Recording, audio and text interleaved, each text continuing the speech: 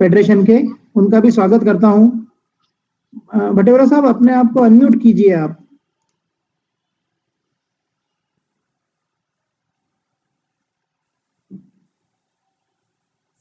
ये फेसबुक पे लाइव भी है क्या भंडारी जी? नहीं, आज लाइव नहीं है ये। हेलो। हाँ, आ रही है आवाज, आपकी आ रही है भटेवरा साहब? आ रही है। बिल्कुल। Akhil Bharatiya Jain Shwetambar social group federation के तत्वावधान में आयोजित आज के इस इंपोर्ट एक्सपोर्ट कार्यशाला में पधारे हुए सभी अतिथियों का मैं हार्दिक अभिनंदन करता हूं। और यह बहुत ही एक सुखद संयोग है कि एमएसएमई के साथ मिलकर हम इस कार्यक्रम को आयोजित करने जा रहे हैं। एमएसएमई से आदरणीय नीलेश जी त्रिवेदी, जो कि डायरेक्टर साहब है, हमारे साथ जुड़ चुके हैं, एवं एक्सपोर्ट विशेषज्ञ राकेश जी अग्रवाल साहब भी हमारे साथ जुड़ चुके हैं। फेडरेशन के आदरणीय प्रकाश भटेवरा साहब से मेरा निवेदन है, यदि वे मुझे सुन रहे हैं तो आप अपना उद्बोधन शुरू करें सर, स्वागत उद्बोधन। अच्छा जी, धन्यवाद। मेरी आवाज आ रही है? बिल्कुल आ रही है सर, एकदम क्लियर। ठीक है जी, धन्यवाद। भारत में आयात निर्यात के क्षेत्र में क्या क्या लाभ है, क्या क्या सरकारी सहायता है और आगे आपके लिए क्या क्या संभावना है आपके प्रोग्रेस में, इस पर Akhil Bharatiya Jain Shwetambar social group federation की ओर से ये कार्यशाला आयोजित की गई है। इस कार्यशाला में एमएसएमई के असिस्टेंट डायरेक्टर श्रीमान नीलेश जी त्रिवेदी सरकार की योजनाओं की महत्वपूर्ण जानकारी हमें प्रदान करेंगे और विश्वविख्यात इंपोर्ट एक्सपोर्ट के विषय पर एक्सपर्ट श्री राकेश जी अग्रवाल, जो राष्ट्रीय प्रशिक्षक भी हैं, हमें मार्गदर्शन प्रदान करेंगे। करने एवं लाभ पहुंचाने के लिए हमारे फेडरेशन के B2B business committee chairman Shri Deepak ji Bhandari ने बहुत मेहनत की है। आप लगातार उद्योगों के विकास के लिए निरंतर कार्य करते रहते हैं और उन्हें इस सुंदर आयोजन के लिए बहुत धन्यवाद, आभार। इसी प्रकार आपकी लगन और मेहनत को देखते हुए हमें पूर्ण विश्वास है कि उद्योगपतियों को, बिजनेसमैन एवं उद्योग को एमएसएमई के बारे में और भी कई जानकारी उन्हें मिलेगी और लाभ मिलेगा उनको और वो आगे बढ़ेंगे, ऐसा मुझे विश्वास है। आपकी पूरी मेहनत को मैं नमस्कार करता हूँ। आपका बहुत धन्यवाद, आभार। धन्यवाद भटेवरा साहब, आपके मार्गदर्शन से ही मैं कार्य कर पा रहा हूं और आपने बहुत अच्छा प्लेटफॉर्म मुझे प्रदान किया है, उसके लिए भी मैं आपका आभारी हूं। आदरणीय त्रिवेदी साहब से मेरा विनम्र अनुरोध है, असिस्टेंट डायरेक्टर एमएसएमई नीलेश जी त्रिवेदी, कृपया अपना संबोधन देवें।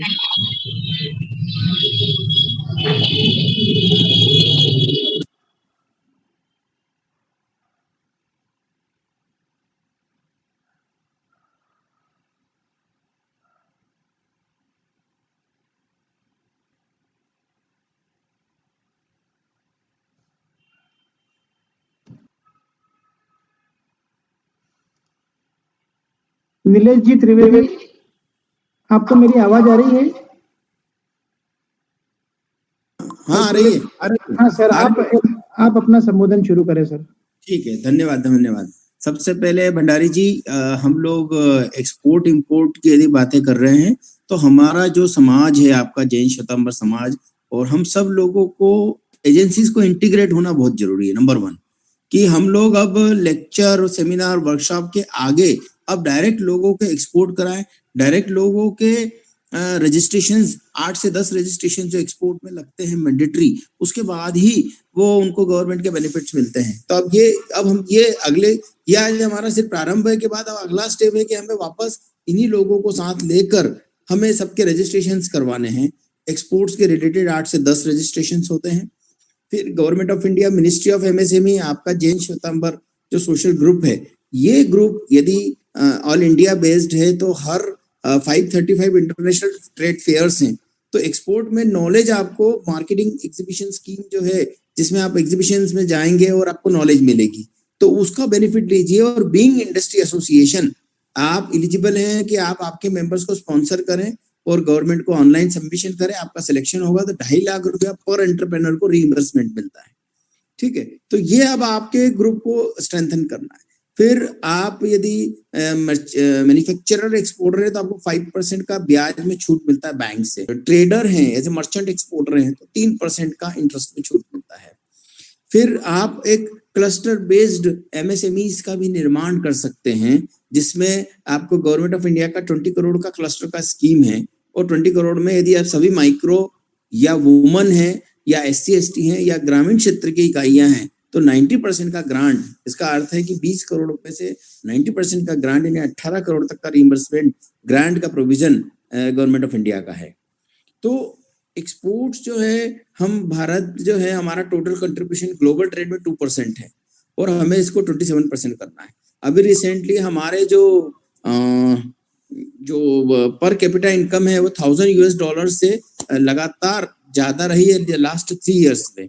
तो इसको देखते हुए WTO ने एक MEIS स्कीम है जिसमें आप यदि 1 करोड़ का एक्सपोर्ट करते थे तो 5 लाख रुपया गवर्नमेंट आपको रिटर्न करती थी, 5 लाख, 7 लाख, 3 लाख। अब उसके स्थान पर एक जनवरी 21 से एक नई स्कीम आई है, RoDTEP of duties on taxes on export products.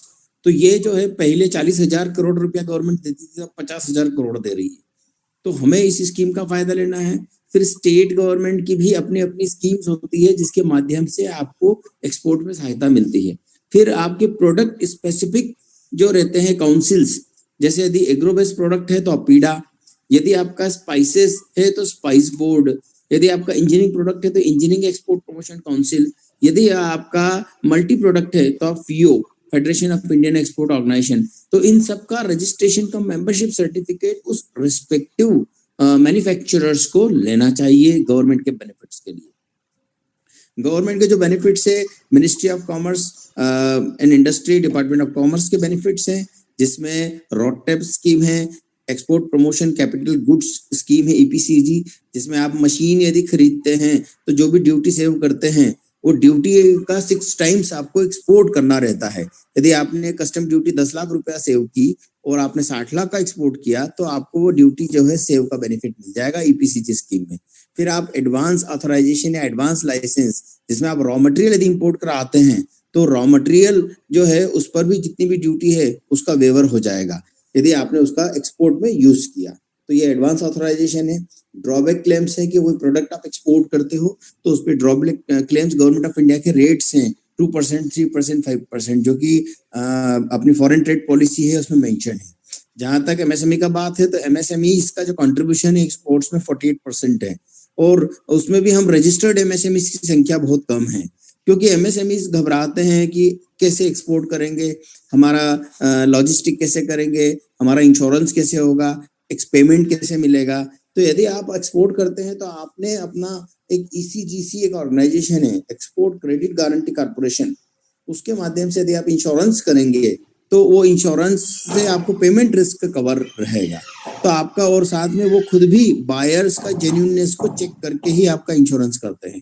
तो एक तरह से गवर्नमेंट ऑफ इंडिया की तरफ से आपको सपोर्ट है कि आपका जो है किसी अननोन या फ्रॉडुलेंट बायर के साथ आपका संबंध ना रहे। तो ये तभी संभव है जब आप रिस्पेक्टिव अथॉरिटीज, आज मैंने नी करके 8 से 10 अथॉरिटीज के बारे में बताया है, उन सब अथॉरिटीज से आप रेगुलरली बेसिस पे इंटीग्रेट होइए, और इंटीग्रेट होगा। अब जैसे हम लोग, आप सबको मैं दीपक जी आपको सूचित करना चाहता हूँ कि हम लोग एक मैनेजमेंट डेवलपमेंट प्रोग्राम कर रहे हैं एक्सपोर्ट्स का 15 फरवरी से 19 फरवरी के बीच में, और इसमें जो महिला है उसके लिए पूरी तरह निःशुल्क है, चाहे वो किसी भी वर्ग की हो, और बाकी जो पुरुष उम्मीदवार है उससे सिर्फ 200 रुपए ले रहे हैं। 5 दिन क्लास एक्सपोर्ट प्रोसीजर और डॉक्यूमेंटेशन के ऊपर सुबह 11 से 5 तक, या तो AIMT के ऑफिस में होगी या हमारे MSME के ऑफिस में होगी। और ये इतनी अच्छी क्लास है कि इसके बाद आपको एक्सपोर्ट करने के सारे रजिस्ट्रेशन डॉक्यूमेंटेशन आप खुद अपने उससे कर सकते हैं।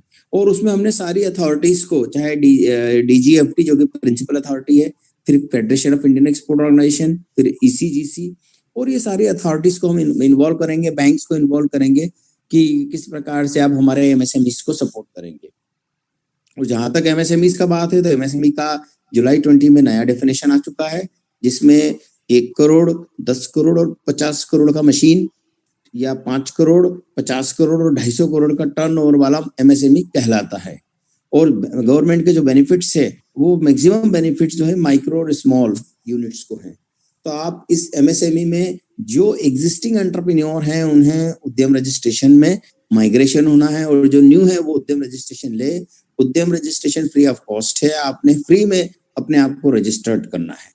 जैसे आईसी में 500 रुपए लगते हैं, डिजिटल सिग्नेचर सर्टिफिकेट एक अलग क्लास 3 का लगता है, क्लास 2 डिसकंटिन्यू हो गया है।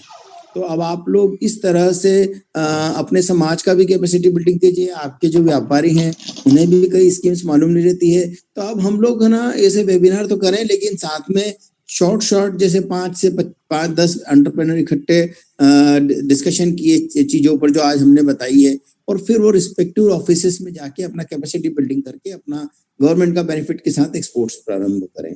और एक्सपोर्ट्स प्रारंभ करने के लिए सबसे पहले आपको रजिस्ट्रेशन और कंप्लायंसेस की जरूरत पड़ती है। उसके लिए भी स्टेट और सेंट्रल गवर्नमेंट के बेनिफिट्स है, जिससे आप वर्ल्ड क्लास प्रोडक्ट्स बना सकते हैं।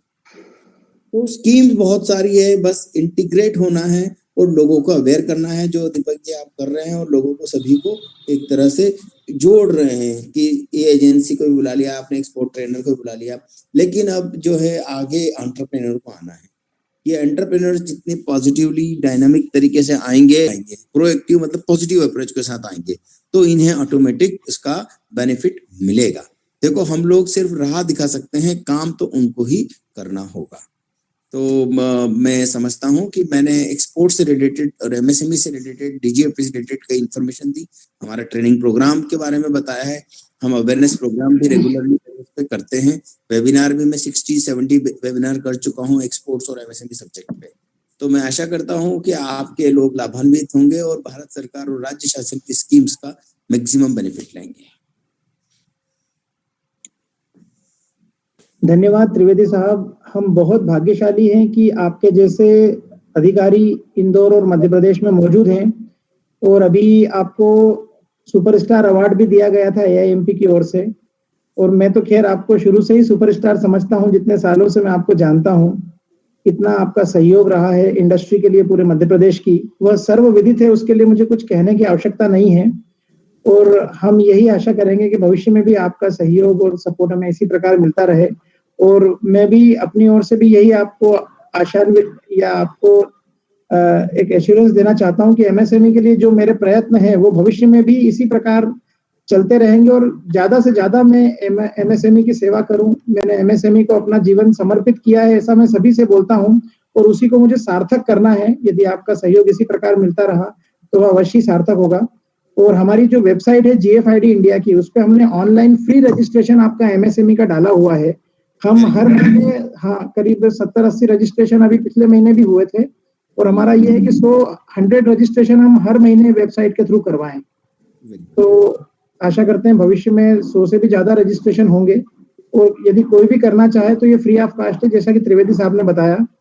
और मुझे लगता है कि अब कार्यक्रम के जो मुख्य वक्ता हैं हमारे आज के एक्सपोर्ट विशेषज्ञ आदरणीय राकेश अग्रवाल साहब, उन्हें मैं आमंत्रित करता हूं कि वो अपना उद्बोधन शुरू करें। भंडारी जी, मुझे एक अर्जेंट मीटिंग में जाना है, जो मैंने आपसे पहले कहा था, इस कारण मैं आपसे विदा चाहता हूँ। नीलेश जी, हाँ, वो 15 तारीख वाला अनाउंसमेंट कर दो ना। 15 तारीख को एक्सपोर्ट मैनेजमेंट का प्रोग्राम कर रहे हैं हम, प्रोसीजर एंड डॉक्यूमेंटेशन 5 दिन का होगा, और इसमें 4 से 5 घंटे होंगे, और उसमें भी जो की रोल है मिस्टर राकेश अग्रवाल ही निभाएंगे, और एक्सपोर्ट्स की जो अथॉरिटीज है वो भी रहेंगी। तो ये केवल एमएसएमईज के लिए है कि इसमें मैक्सिमम एमएसएमईज इस इतनी सस्ती ट्रेनिंग भारत सरकार की, जिसमें भारत सरकार का प्रमाण पत्र भी मिलेगा, और एक नया एक्सपोजर, और हमारी ट्रेनिंग के बाद कई लोगों ने अपने एक्सपोर्ट बिजनेस स्टार्ट करे हैं। तो हम भी चाहते हैं कि ये ट्रेनिंग प्रोग्राम में आप अनिवार्य रूप से पार्टिसिपेट करें। अभी मेरे पास 15 फॉर्म्स भर चुके हैं, ये सिर्फ मेरे एक सोशल मीडिया का ऐड दिया था, अभी मैंने कुछ भी ज्यादा किया नहीं है, और मैं समझता हूँ कि 2 फरवरी या 3 फरवरी तक हमारी बैच कंप्लीट हो जाएगी। तो भंडारी जी, आपको भी मैं कम्युनिकेट करूंगा, आप आपके ग्रुप में बता दीजिए, जिसको भी अटेंड करना है वो जरूर फॉर्म मेरे को फिजिकली सबमिट। 10वीं की मार्कशीट, हाईएस्ट मार्कशीट जो अपनी क्वालिफिकेशन है, ग्रेजुएशन पोस्ट ग्रेजुएशन, उसकी मार्कशीट की कॉपी, 2 फोटो, 200 रुपया फीस मेल के लिए, और फीमेल के लिए फ्री, बस यही चीज लगेगी। और आप ऑफिस में आके जमा कर दें और जल्दी से इसका बेनिफिट लें। बिल्कुल बिल्कुल, धन्यवाद सर। Thank you. ठीक है Rakesh ji, please carry on. Thank you very much. Thank you sir, thank you, आपने अपना समय दिया, इसके लिए बहुत। राकेश जी, मैं 2 मिनट लूंगा राकेश जी। हाँ, जरूर जरूर। हमारे अखिल भारतीय जैन श्वेतांबर सोशल ग्रुप के अध्यक्ष संजय नाहर साहब अभी ज्वाइन किए थे, शायद वो लेफ्ट हो गए हैं। ठीक है राकेश जी, आप अपना उद्बोधन शुरू करें।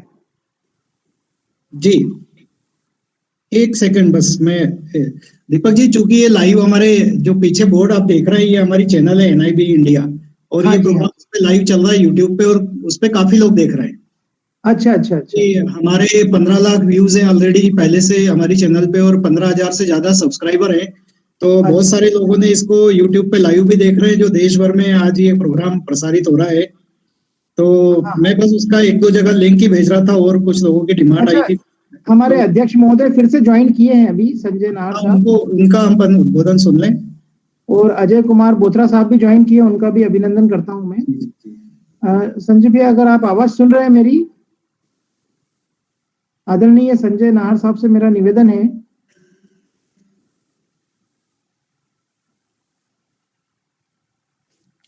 Hello hello. हाँ, जय जिनेंद्र संजय हाँ, भैया, जय जिनेंद्र साहब। आप अपना उद्बोधन दीजिए संजय भैया। आदरणीय संजय भैया का मैं स्वागत अभिनंदन करता हूं। Akhil Bharatiya Jain Shwetambar social group federation के अध्यक्ष हैं, जिसकी पूरे देश में शाखाएं हैं, और संजय भैया के मार्गदर्शन में ही सारी गतिविधियां संचालित की जा रही है। उनका आप नाहर हेलो। साहब का यह विशेष उनका प्रयोजन है कि ज्यादा से ज्यादा उद्योगों को बढ़ावा दिया जाए। हम उनके आभारी हैं, आदरणीय संजय जी नाहर। सभी को सादर जय जिनेंद्र। आप सभी का हार्दिक स्वागत अभिनंदन मैं Akhil Bharatiya Jain Shwetambar social group federation परिवार की ओर से करता हूं।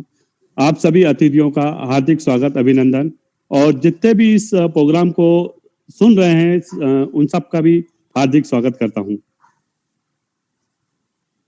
हाँ दीपक जी।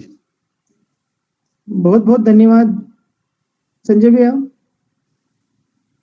अब जी मैं भाई साहब। हमारे मुख्य वक्ता श्री राकेश जी से निवेदन करूंगा कि वे अपना उद्बोधन देवें। जी दीपक जी, धन्यवाद। सभी को सादर नमस्कार, जय जिनेंद्र, जय श्री कृष्णा। बंधुओं, आज के इस प्रोग्राम में मैं सबसे पहले धन्यवाद देना चाहूंगा जैन श्वेतांबर ग्रुप को और फेडरेशन को, जिन्होंने एक बीड़ा उठाया कि हमारे देश के युवाओं को इंटरनेशनल बिजनेस यानी इंपोर्ट एक्सपोर्ट बिजनेस में अपने कदम आगे बढ़ाना चाहिए। बहुत सारे लोगों के मन में कंफ्यूजन होते हैं, बहुत सारे लोगों के मन में डर होते हैं, बहुत सारे लोग ये समझ नहीं पाते हैं कि बिजनेस की शुरुआत कैसे करें। अनेक क्वेश्चन मन में लिए हुए होते हैं लोग कि हम अगर कोई प्रोडक्ट एक्सपोर्ट करने से सर्च किए जाते हैं। अनेक लोगों के मन में ये होता है कि अगर हम माल उधार बेच देंगे, कोई बायर हमें मिला, क्रेडिट मांगता है, तो हम उसको मना कर दें और वो पैसा डूब जाएगा तो क्या होगा। तो खतरे हर जगह हैं जीवन में। खतरे या जो परेशानियां हैं वो अक्सर आती है, पर समाधान हर समस्या का हमारे पास मौजूद होता है। हम उन समस्याओं के समाधान को अगर खोज लें तो वो समस्याएं फिर हमारे लिए समस्या नहीं रहती है, that is convert into opportunities. तो हमारे पास आज, जैसा कि हमारे देश में हमारे माननीय प्रधानमंत्री जी ने भी आह्वान किया है कि लोकल से वोकल और लोकल से ग्लोबल, यानी हमारी जो सरकार है उसका भी संकल्प है कि हम अपने देश के उत्पादों का दुनिया भर के बाजार में मार्केट को उपलब्ध कराएं, और एक्सपोर्ट में हम लोग काम करेंगे तो निश्चित रूप से हमारे देश की आर्थिक उन्नति होगी। क्योंकि अगर एक्सपोर्ट बढ़ता है तो उत्पादन बढ़ाना पड़ता है, और उत्पादन बढ़ाने से रोजगार के अवसर उत्पन्न होते हैं। तो ये जो पूरा एक बहुत बड़ा विस्तृत क्षेत्र है, इसको हम इस 1 घंटे के सेमिनार कुछ की पॉइंट्स के साथ मैं आपके साथ शेयर करना चाहूंगा। मैं अपेक्षा करूंगा कि सभी लोग अपने माइक को म्यूट रखें, और ये जो हमारा प्रोग्राम है, ये प्रोग्राम पूरे देश भर में हमारी एनआईबी इंडिया जो यूट्यूब चैनल है उस पर भी लाइव चल रहा है, इसलिए कई लोग अप्रत्यक्ष रूप से भी हमारे इस प्रोग्राम से जुड़े हुए हैं। तो चलिए, सबसे पहले आप सभी का स्वागत है। मैं Rakesh Agarwal international business expert हूं, और मैं 2006 से यानी 14 इयर्स बैक अगर कहूं तो मैं इस बिजनेस में काम करता हूं। मैं इंपोर्ट भी करता हूं, एक्सपोर्ट भी करता हूं, और मेरे ट्रेनिंग प्रोग्राम्स भी होते हैं। मेरा ये छोटा सा परिचय है। एमएसएमई का मैं ट्रेनिंग पार्टनर भी हूं, इसलिए अभी नीलेश जी ने बताया कि जो एमएसएमई डिपार्टमेंट है भारत सरकार का, उनके जो ट्रेनिंग्स होते हैं अक्सर उस ट्रेनिंग को भी जो भारत सरकार कंडक्ट करती है, ऑर्गेनाइज करती है, उस होता हूँ। और ये 5 दिन का ट्रेनिंग प्रोग्राम होता है जो अगले 15 फरवरी से होने जा रहा है। आप लोग चाहें तो उसमें जिन आपके कोई परिचित, आपके परिवार वाले अगर ज्वाइन करना चाहें तो उसको ज्वाइन कर सकते हैं। तो दोस्तों बात आती है कि अगर हम इंटरनेशनल बिजनेस में पदार्पण करना चाहें तो उसकी शुरुआत कहाँ से करते हैं? क्योंकि देखिए कोई भी काम को जब शुरू किया जाता है, स्टार्ट किया जाता है, तो there are so many problems are in front of us. हमारे सामने वो समस्याएं आती है और ये समझ में नहीं आता है कि हम कैसे शुरुआत करें। अब भारत सरकार ने इसके लिए आपके लिए बहुत ही आसान तरीके बना दिए हैं कि सबसे पहले आपको एक अपनी फर्म बनाना होती है, उस फर्म का एक नाम सोचना होता है। उस फर्म का जब आप अपना नाम रख लेते हैं, क्योंकि बिजनेस करना है तो बिजनेस का एक नाम, एक बिजनेस की फर्म का एक नाम होना चाहिए। जब आप एक बिजनेस की फर्म का नाम सोच लेते हैं तो उसका आपको शॉप एक्ट लाइसेंस बनाना होता है। हमारे भारत में अनेक कानून प्रचलित है, जैसे इनकम टैक्स एक्ट है, जीएसटी है। इसी प्रकार जो सबसे पहला कानून हमें पालन करना होता है वो है शॉप एक्ट का। शॉप एक्ट के अंतर्गत, जिसको हम लोग बोलचाल की भाषा में गुमास्ता का लाइसेंस भी कहते हैं, और ये ऑनलाइन बनता है। इसकी फीस भी बहुत कम होती है, 200-300-400 रुपए अलग अलग कैटेगरी की फीस होती है। तो आप सबसे पहले अपनी फर्म का एक शॉप एक्ट का लाइसेंस बनाएं, और इस शॉप एक्ट के लाइसेंस के बाद आपको अपनी फर्म का एक करंट अकाउंट खोलना होता है। वो किसी भी नेशनलाइज या इंटरनेशनल प्राइवेट बैंक में भी आप खोल सकते हैं। जैसे आप अगर चाहें तो यूको बैंक है, पंजाब नेशनल बैंक है, बैंक ऑफ बड़ौदा है, या फिर एचडीएफसी, आईसीआईसीआई जैसी बैंक्स में आप अपना एक करंट अकाउंट खोले फर्म का। जब आप करंट अकाउंट खोल लेते हैं तो आपको एक चेकबुक मिल जाती है। अब बस यहीं से आपका इंटरनेशनल बिजनेस में पदार्पण शुरू होता है।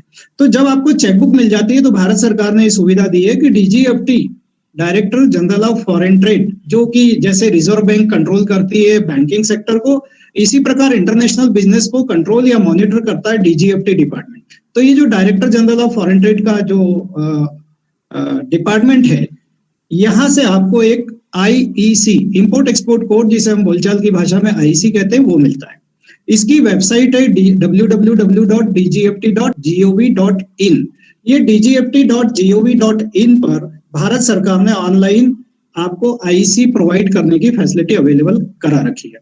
तो जब आपका बैंक अकाउंट खुल जाता है, उसके बाद नेक्स्ट स्टेप होती है जिसमें आपको डीजीएफटी की वेबसाइट पर जाकर एक आईसी ऑनलाइन अप्लाई करना होता है। और ये आईसी जब आप उस एप्लीकेशन को फिल कर देते हैं और सबमिट करते हैं तो इमीडिएट आपको आईसी मिल जाता है। एक जमाना था जब आईसी लेने के लिए, जिसको हम लोग इंपोर्ट एक्सपोर्ट लाइसेंस सामान्य बोलचाल की भाषा में बोलते हैं, उसको लेने के लिए चप्पलें घिस जाती थी और बहुत सारी प्रॉब्लम को हमें फेस करना होता था। परंतु आज सरकार ने ये चीज ऑनलाइन कर दी है, इसलिए बहुत आसान हो गया है। और सरकार ने इसकी फीस भी बहुत कम कर दी है। केवल 500 रुपीज गवर्नमेंट का फीस है, जो आप डेबिट कार्ड या क्रेडिट कार्ड से कर सकते हैं। इसके बाद जब ये एप्लीकेशन आप फिल कर देते हैं और ये 500 रुपया जो आपको पे करना है सरकार की फीस का, जो आप अपने डेबिट या क्रेडिट कार्ड से कर देते हैं, तो इसके पश्चात जैसे ही आप इस एप्लीकेशन को कंप्लीट करके आप सबमिट करते हैं तो आपका आईसी तुरंत आपको मिल जाता है। बिना आईसी के कोई भी व्यक्ति ना इंपोर्ट कर सकता है ना एक्सपोर्ट कर सकता है। दूसरी बात सरकार ने इसमें एक बहुत बड़ी फैसिलिटी दी है, वो ये है कि ये आईसी पहले 10 साल में रिन्यूअल कराना होता था, पर अब सरकार ने ये फैसिलिटी दी है, केंद्र सरकार ने घोषणा कर दी है कि जब एक बार अगर आपने आईसी बना लिया तो ये लाइफ टाइम के लिए है। तो देखिए केवल 500 रुपीज की गवर्नमेंट को फीस पे करने के बाद आप लाइफ टाइम इंपोर्ट एक्सपोर्ट करने के एलिजिबल हो जाते हैं। तो इसलिए सबसे पहली स्टेप होती है IC. Without IC no one can import और नो वन कैन एक्सपोर्ट। तो सबसे आसान तरीका है। इसके साथ साथ कुछ और हमारे यहाँ जैसे गुड्स एंड सर्विस टैक्स का हमारे यहाँ एक कानून है, जीएसटी, जिसको आप सब लोग जानते हैं। आपको जीएसटी रजिस्ट्रेशन कराना होता है। जब आपका आईसी बन जाता है उसके बाद सरकार ने आपको फैसिलिटी दी है कि इंटरनेशनल मार्केट में अगर आपको अपने प्रोडक्ट फॉरवर्ड करना है, बायर्स ढूंढना है, इंटरनेशनल एग्जीबिशंस में जाना है या आपको ट्रेड डेलीगेशन में जाना है और सरकार के जो बेनिफिट अवेल करना है, जो अभी नीलेश जी ने बताया, जो करीब करीब 2.5 लाख रुपए तक के होते हैं, तो ये इसके लिए आपको एक मैंडेटरी है कि आपको रिलेटेड प्रोडक्ट का आरसीएमसी लेना है उस संस्था से जिसे एक्सपोर्ट प्रमोशन काउंसिल कहा जाता है। जैसे नीलेश जी ने बताया था कि अगर एग्रो प्रोडक्ट आपको एक्सपोर्ट करना है, कोई भी एग्रो प्रोडक्ट एक्सपोर्ट करना है, शहद एक्सपोर्ट करना है, फ्रूट वेजिटेबल एक्सपोर्ट करना है, ओनियन एक्सपोर्ट करना है, आलू एक्सपोर्ट करना है, या ऐसे कोई भी जो कृषि प्रधान प्रोडक्ट है, तो उसके लिए आपको एपिडा नाम की संस्था का मेंबरशिप लेना होता है, जिसको आप ऑनलाइन रजिस्टर कर सकते हैं। ये जो एपिडा है ये भारत सरकार के द्वारा ऑथोराइज वो इंस्टीट्यूट है, वो संस्था है जो आपको इस प्रकार के प्रोडक्ट में एक्सपोर्ट करने में मदद करती है। आप इसकी वेबसाइट पर जाकर इनकी डिटेल या क्रेडेंशियल चेक कर सकते हैं। इनकी फीस अप्रोक्सीमेटली 7,000 के आसपास होती है। इस तरह से आपको एपिडा का जब आरसीएमसी हो जाता है तो आपको एक्सपोर्ट के जो बेनिफिट है वो सरकार से, जो अभी नीलेश जी ने बहुत सारे आपको शेयर किए थे अपने आइडियाज, जिसमें सरकार की जो स्कीम्स हैं। अभी सरकार वैसे तो काफी एक्सपोर्ट के लिए स्टेप अहेड है, और हम सब लोग जानते हैं कि चाइना के साथ हमारा कैसा चल रहा है। हम बॉर्डर पे जो चीजें हम देखते हैं आज टीवी चैनल के थ्रू या अखबारों के थ्रू हमको ज्ञात होता है, तो हमारी सरकार का मोटिव भी है कि हम चीन से आने वाले माल का इंपोर्ट कम करें, हमारा उत्पादन बढ़ाएं और हमारे उत्पादन को दुनिया के देशों में एक्सपोर्ट करें। तो यहाँ पर सरकार आपके साथ है। जैसे एमएसएमई की कई स्कीम्स अभी नीलेश जी ने बताई कि क्लस्टर्स बनाए जाते हैं, वहां पर आप अपनी छोटी छोटी एमएसएमई की इंडस्ट्रीज लगाएं, उसके लिए भी सरकार के बेनिफिट लें और उस इंडस्ट्री के उत्पादन को विदेश में एक्सपोर्ट किया जा सकता है। तो यहाँ पर सरकार आपके साथ है। देखिए, सरकार आपके पास हर कदम आपके साथ सहयोग करती है। मैं अभी एक छोटा सा प्रेजेंटेशन भी आपको दूंगा जिसमें कुछ स्लाइड्स होंगी कि आप किस तरह से उसमें आप अपने आप को जोड़कर और किस तरह से आप उस एक्सपोर्ट इंपोर्ट के मार्केट में आप जा सकते हैं। कई लोगों के मन में जो डर होता है वो डर कैसे दूर करें। तो देखिए, सबसे पहली बात तो जो समझ में नहीं आता है कि इस मार्केट में एंट्री कैसे ले, इंटरनेशनल मार्केट में एंट्री कैसे ले। तो सबसे पहला एंट्री लेने का सबसे आसान तरीका सरकार ने आपको कर दिया आईसी के थ्रू। अब आईसी बन गया, अगर आपका जीएसटी रजिस्ट्रेशन हो गया, आपका आरसीएमसी अगर आपका हो गया, तो फिर आती है बात किसी प्रोडक्ट के सिलेक्शन की। अब प्रोडक्ट सिलेक्शन की जहां तक बात की जाती है तो हमें सबसे पहले ये कोशिश करना चाहिए कि हमारे शहर में, हमारे शहर के आसपास जो भी प्रोडक्ट का उत्पादन हो रहा है या जो प्रोडक्ट बनाए जा रहे हैं, मैन्युफैक्चरिंग किए जा रहे हैं, चाहे वो एग्रो प्रोडक्ट हो जो खेतों में उपयोग किए जाते, उगाए जाते हैं, या किसी इंडस्ट्री में, हमें उनके लिए थोड़ा सा मेहनत करना पड़ती है। ज्यादा मेहनत की आवश्यकता नहीं है, क्योंकि आजकल हमारे शहर, जैसे इंदौर शहर की अगर मैं बात करूं तो इंदौर के आसपास बड़े बड़े इंडस्ट्रियल एरियाज हो गए। पीतमपुर एक बहुत बड़ा इंडस्ट्रियल एरिया है, सांवे रोड एक बहुत बड़ा इंडस्ट्रियल एरिया है, तीन इमली के आसपास भी कई इंडस्ट्रीज है। तो सबसे पहली बात तो ये कि अभी हमें यही नहीं पता होता है कि हमारे शहर में और हमारे शहर के आसपास कौन कौन से प्रोडक्ट बनते हैं।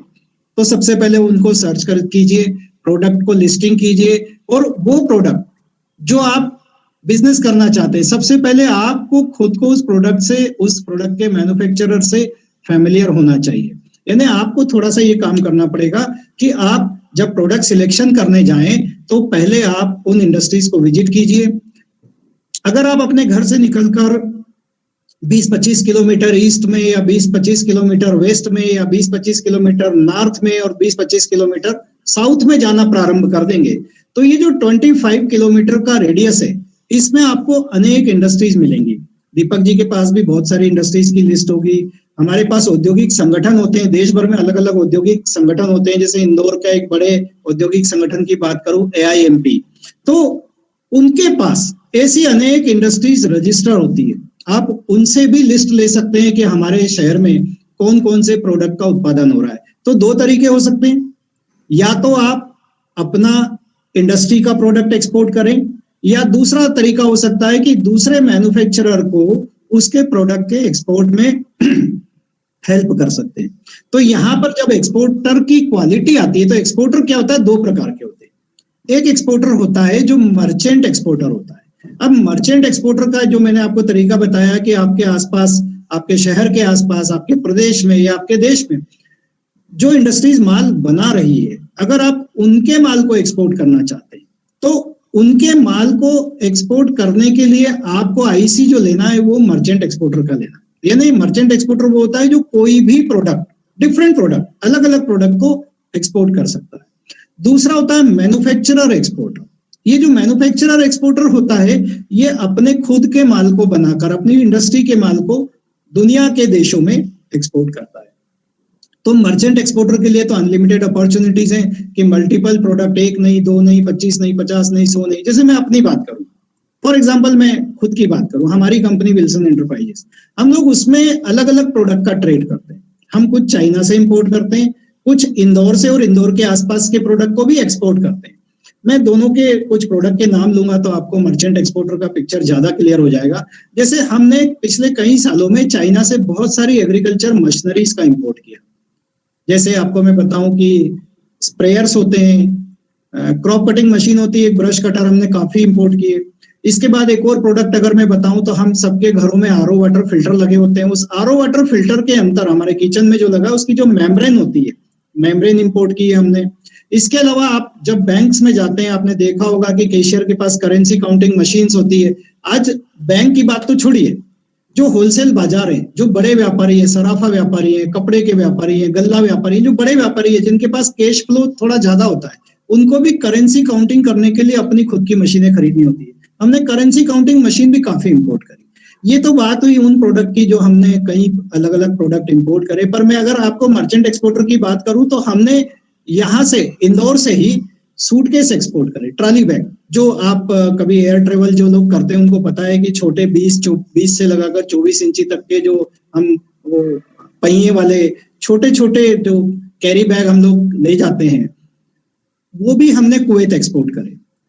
अभी मैं आपको एक एग्जांपल दूं, हमने पीतमपुर की ही एक कंपनी के कुर्ते पजामे कुवैत एक्सपोर्ट किए थे, पूरा एक कंटेनर एक्सपोर्ट किया था। तो मर्चेंट एक्सपोर्टर के लिए बहुत सारी अपॉर्चुनिटीज होती है और ये सब कुछ काम करने के लिए, चाहे आप मैन्युफैक्चरर एक्सपोर्टर हो, चाहे आप मर्चेंट एक्सपोर्टर हो या आप इंपोर्ट करना चाहें, दोनों के लिए हमारी सरकार ने बहुत अच्छी फैसिलिटी दी, जिसके बारे में मैंने आपको बताया था कि आप आईसी लें और ये जो आईसी होता है ये डीजीएफटी के द्वारा आपको प्रदान किया जाता है। तो देखिए, मर्चेंट एक्सपोर्टर के रूप में आप काम कर सकते हैं।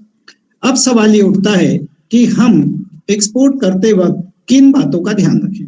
सबसे पहली बात, हमें प्रोडक्ट से फैमिलियर होना है।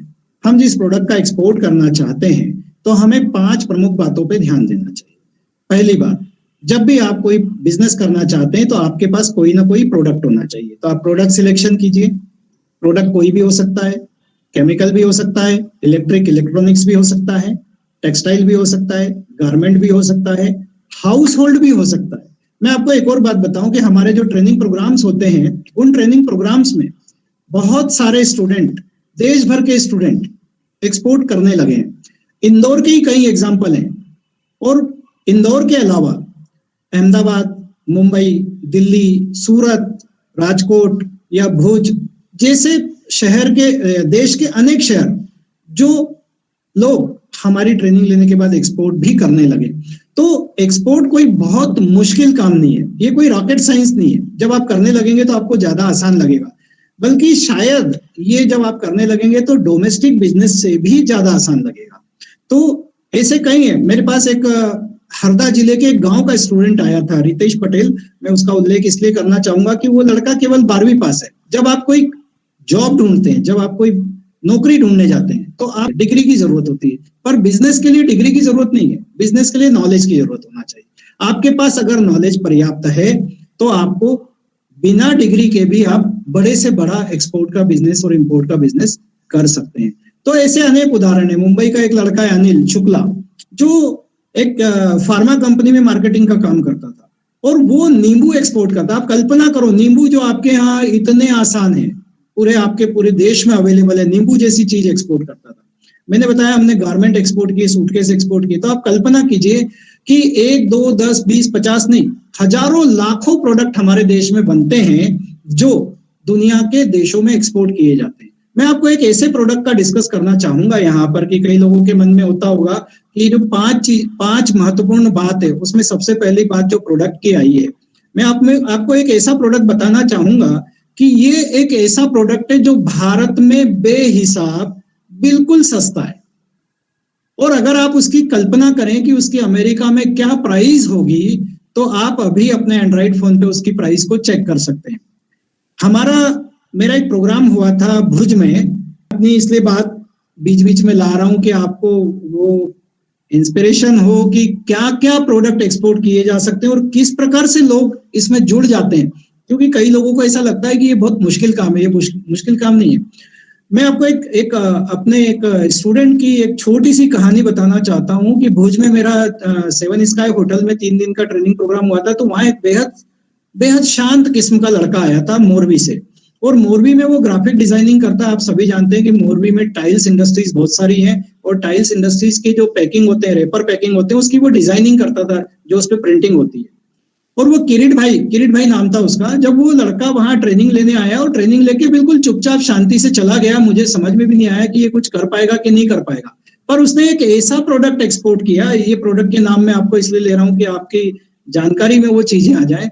मोरबी में उस प्रोडक्ट की मैन्युफैक्चरिंग यूनिट्स है, दिल्ली में भी है, पंजाब में भी है, और देश के कई शहरों में।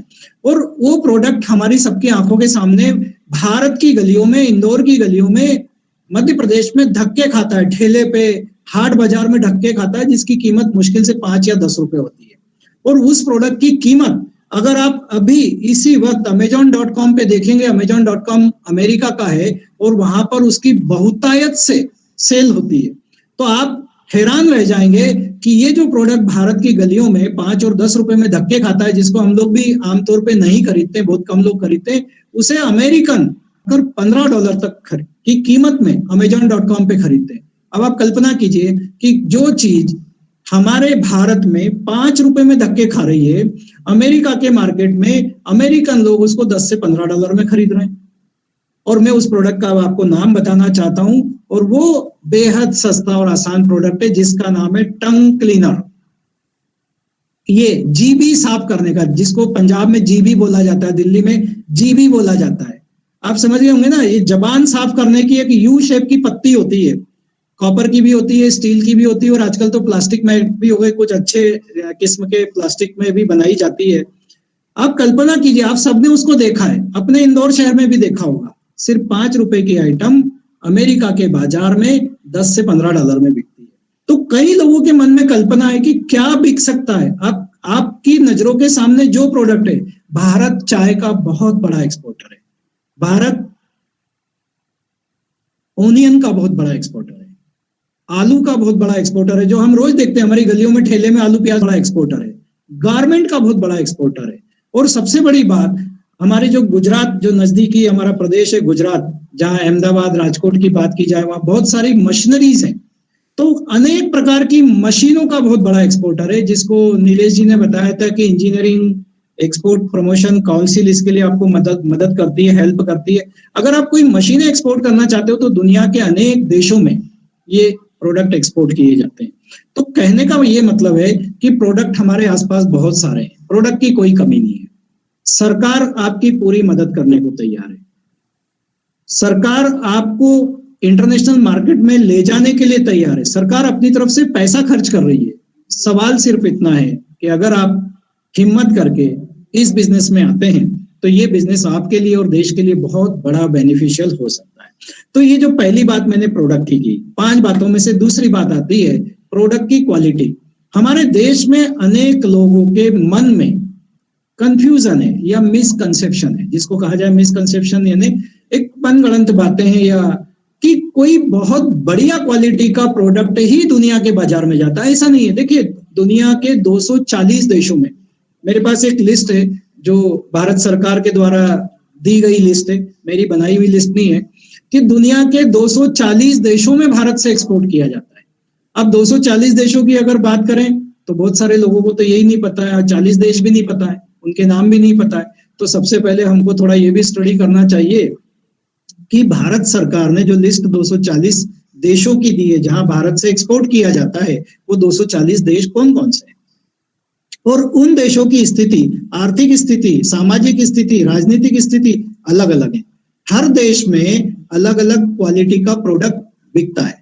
अब मैं आपको एग्जांपल से और प्रोडक्ट के नाम से अगर बताऊंगा तो आपको समझ में आएगा, इसलिए अपने दिमाग से ये कंफ्यूजन बिल्कुल निकाल देना कि कोई बहुत बढ़िया क्वालिटी का प्रोडक्ट ही एक्सपोर्ट होता है, ऐसा नहीं है।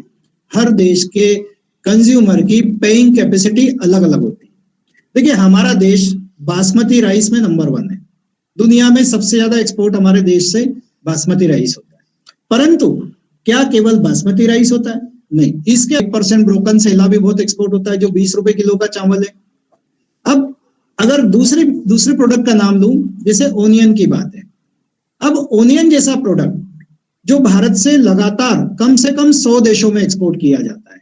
अब ओनियन की अगर बात करें तो अगर इंडिया से ओनियन दुबई की तरफ एक्सपोर्ट किया जाता है या यूएई की तरफ एक्सपोर्ट किया जाता है, ओमान में या शारजाह में या कतर में, कुवैत में, इस तरह के कंट्रीज में, तो वहां की पेइंग कैपेसिटी ज्यादा है।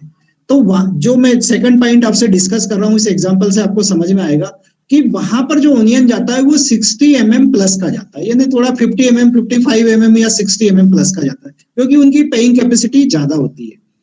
और यही अगर ओनियन की ही बात करें तो हमारा श्रीलंका पड़ोसी देश है, वहां पर भी ओनियन बहुत एक्सपोर्ट होता है, पर वहां पर 30 mm प्लस का यानी छोटा मिड साइज का ओनियन एक्सपोर्ट होता है।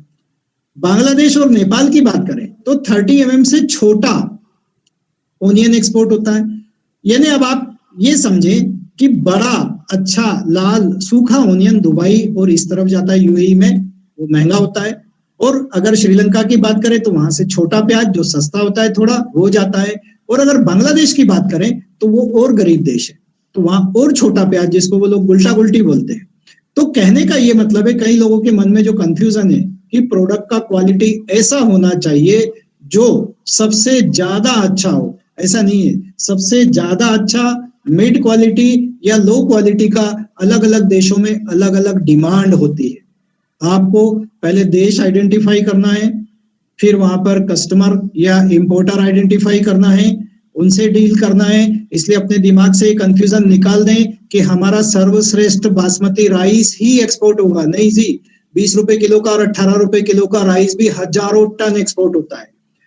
अब मैं गारमेंट की भी अगर एक एग्जांपल में ले लूं तो गारमेंट में हमारा अगर यूरोप का मार्केट देखा जाए तो वहां कॉटन शर्ट एक्सपोर्ट होते हैं, पर कई देश ऐसे हैं जहां पर हमारे 99 रुपीस के या 199 रुपीस के शर्ट या टी शर्ट भी एक्सपोर्ट होते हैं। तो देखिए, कहने का ये मतलब है कि अनेक प्रकार के प्रोडक्ट और अनेक प्रकार की क्वालिटी दुनिया के अलग अलग देशों में बिकती है। तो दूसरी जो महत्वपूर्ण पॉइंट है, जिस प्रोडक्ट को आप एक्सपोर्ट करना चाहते हैं उस प्रोडक्ट की क्वालिटी आपको पता होना चाहिए। तीसरी बात, इस प्रोडक्ट का स्पेसिफिकेशन या इस प्रोडक्ट का लैब टेस्ट सर्टिफिकेट। देखिए, हर प्रोडक्ट की क्वालिटी या तो लैब टेस्ट से तय होती है, कुछ प्रोडक्ट ऐसे होते हैं, कुछ प्रोडक्ट ऐसे होते हैं जो क्वालिटी लैब से नहीं है, उसके स्पेसिफिकेशन से होते हैं। जैसे एक शर्ट की बात करें कि उसमें टेक्सटाइल कौन सा यूज किया गया है, उसमें फैब्रिक कौन सा है, कॉटन कितना % है, या कोई फूड प्रोडक्ट की बात करें तो उसका प्रोटीन लेवल क्या है, उसका मॉइस्चर लेवल क्या है, उसमें सेंट सिलिका क्या है। तो यहाँ पर क्वालिटी का आइडेंटिफिकेशन या क्वालिटी का सर्टिफिकेशन अलग अलग पैरामीटर पे किया जाता है। कहीं अगर इलेक्ट्रॉनिक प्रोडक्ट की बात करें तो उसका इलेक्ट्रिकल कंजम्पशन कितना है, उसकी लाइफ साइकिल कितनी है। जैसे ट्यूब के बारे में आता है कि ट्यूबलाइट 10,000 घंटे चलेगी, या एलईडी टीवी के बारे में आता है कि 6,000 से 10,000 घंटे तक वो सर्विस देगा। ऐसा एक क्वालिटी स्पेसिफिकेशन होता है। तो जब भी आप किसी प्रोडक्ट को एक्सपोर्ट करना चाहें तो आपको उस प्रोडक्ट की क्वालिटी स्पेसिफिकेशन से फैमिलियर होना बेहद जरूरी है। जो इसमें सबसे महत्वपूर्ण बात आती है, दुनिया का हर बायर किसी भी प्रोडक्ट को खरीदने से पहले उसकी प्राइस को भी जानना चाहता है। डोमेस्टिक मार्केट में आमतौर पर सिंगल प्राइस चलती है। जैसे मैं अगर बाजार में जाऊं और केले खरीदना है तो मैं केले के वो बेचने वाले से पूछता हूँ कि केले क्या डजन है। अगर मैं शर्ट खरीदने जाऊं तो मैं दुकानदार से उसकी प्राइस पूछता हूँ कि ये शर्ट कितने रुपए का है, 600 रुपए का, 800 रुपए का, 1200 रुपए का, 2000 रुपए का। अगर मैं बासमती राइस खरीदने जाता हूँ तो वहां किलो के भाव पूछ लेता हूँ कि बासमती राइस क्या किलो है। इस प्रकार हमारे डोमेस्टिक मार्केट में कोई एक प्राइस चलती है, पर इंटरनेशनल मार्केट में एक प्राइस पे डील नहीं होती है। इंटरनेशनल मार्केट में अनेक प्रकार की प्राइस का चलन है, जैसे आपने एक्स फैक्ट्री वगैरह सुना होगा। पर ये जो इंटरनेशनल टर्म होती है, प्राइस होती है, जिसको इनको टर्म भी कहा जाता है, ये मुख्य तौर पर 3 प्रकार की प्राइस डिस्कस की जाती है कि इंपोर्टर और एक्सपोर्टर के बीच में। एक होती है एफओबी प्राइस, दूसरी होती है सीआईएफ प्राइस, तीसरी होती है सीएफआर प्राइस। अब देखिए, ये तीनों प्राइस को समझना बेहद जरूरी है। अगर आप इस प्राइस के कैलकुलेशन को समझना चाहें तो हमारी ये जो NIB इंडिया चैनल है, इस NIB इंडिया चैनल पे हमने एक्सपोर्ट से रिलेटेड बहुत सारे एजुकेशनल वीडियो डाल रखे हैं।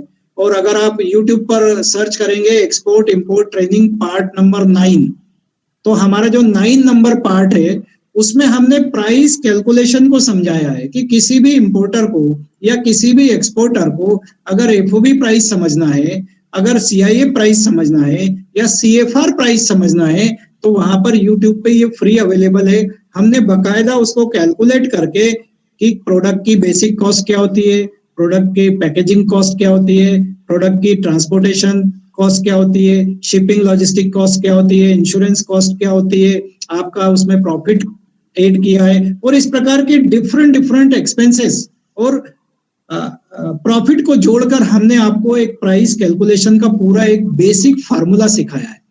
आप किसी भी प्रोडक्ट को एक्सपोर्ट करना चाहें, आप उस वीडियो को देखकर अपने उस प्रोडक्ट की एफओबी प्राइस, सीआईए प्राइस या सीएफआर प्राइस को कैलकुलेट कर सकते हैं। देखिए, होता यह है कि दुनिया के बायर, इंपोर्टर जिसको कहा जाता है, या एक्सपोर्टर, अगर आप इंपोर्ट करें तो इंपोर्टर को अपनी लैंडिंग कॉस्ट समझ में आना चाहिए कि मेरे देश में जो प्रोडक्ट मैं इंपोर्ट करके बेचूंगा उसका पहले तो लैंडिंग कॉस्ट क्या होगा, प्लस अपना प्रॉफिट और फिर मार्केट प्राइस। ठीक इसी प्रकार जब आप एक्सपोर्ट करना चाहते हैं तो सबसे पहले आपका कॉस्ट ऑफ प्रोडक्शन आपको पता होना चाहिए, फिर उसमें जो ओवरहेड्स होते हैं, एक्सपेंसेस होते हैं, वो आपको पता होना चाहिए। तो इंटरनेशनल मार्केट में एक प्रकार का प्राइस नहीं होता।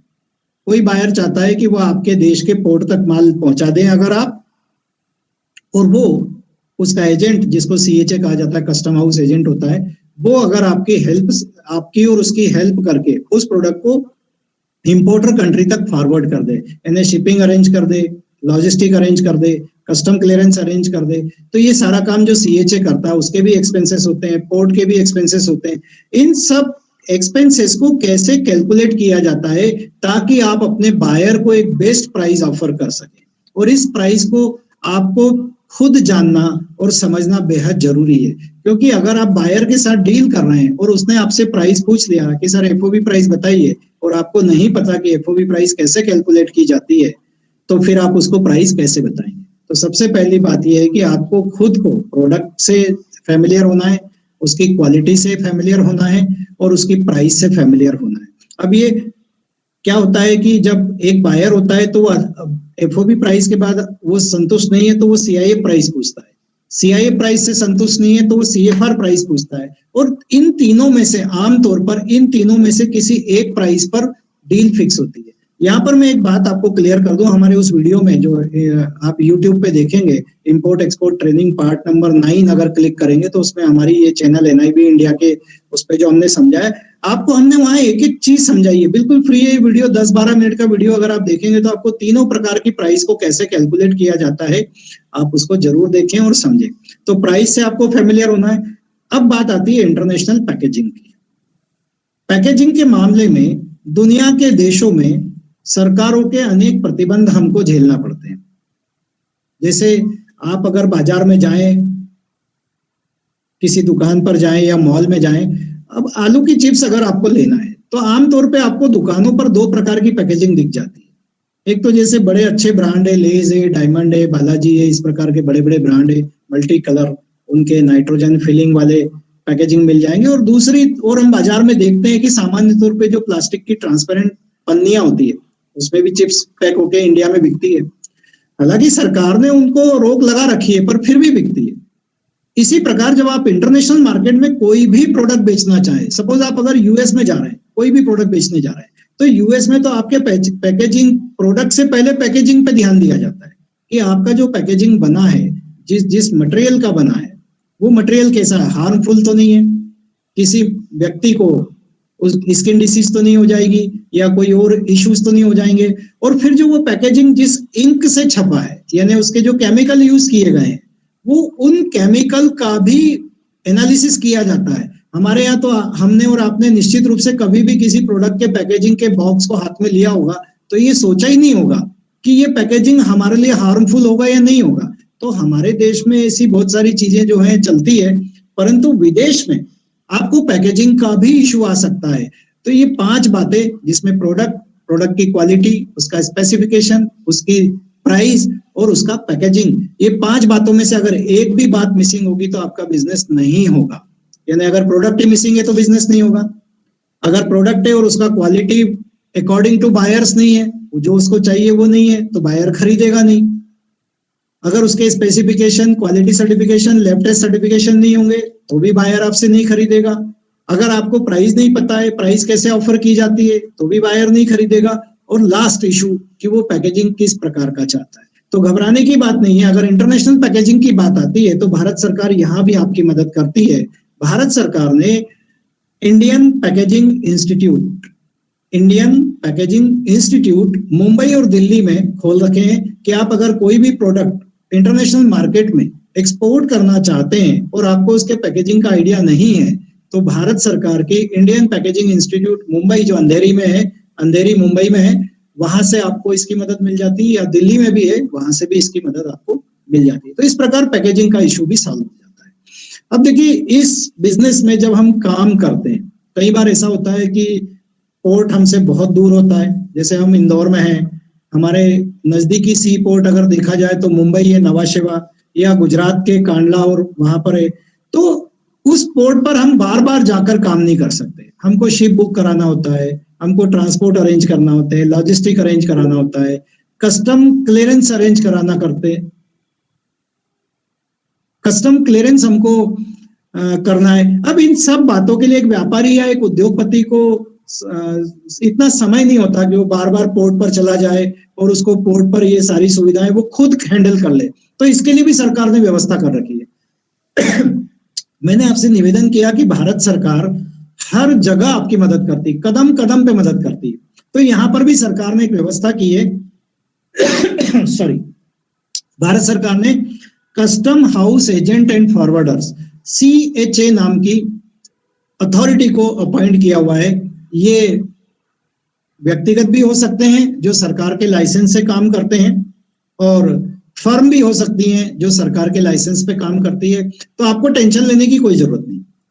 आपका कस्टम क्लियरेंस का काम, आपका शिपिंग लॉजिस्टिक का काम, आपका शिप बुकिंग कराने का काम, आपके इंश्योरेंस कराने का काम, हर प्रकार के टेंशन वाले काम की डोर स्टेप सर्विसेज CHA के द्वारा दी जाती है। यानी आप अपनी इंडस्ट्री में, अपने ऑफिस में बैठकर ये सारे काम को CHA की मदद से हैंडल कर सकते हैं। तो देखिए, कस्टम हाउस एजेंट आपको सर्विसेज देता है, जिसके कारण आपको इस बिजनेस में आने वाली परेशानियों से मुक्ति मिल जाती है। सरकार के द्वारा इंटरनेशनल ट्रेड फेयर में आपको ले जाया जाता है जब आप RCMC ले लेते हैं। सरकार के द्वारा इन इंटरनेशनल ट्रेड फेयर में जाने के लिए इंसेंटिव्स दिए जाते हैं।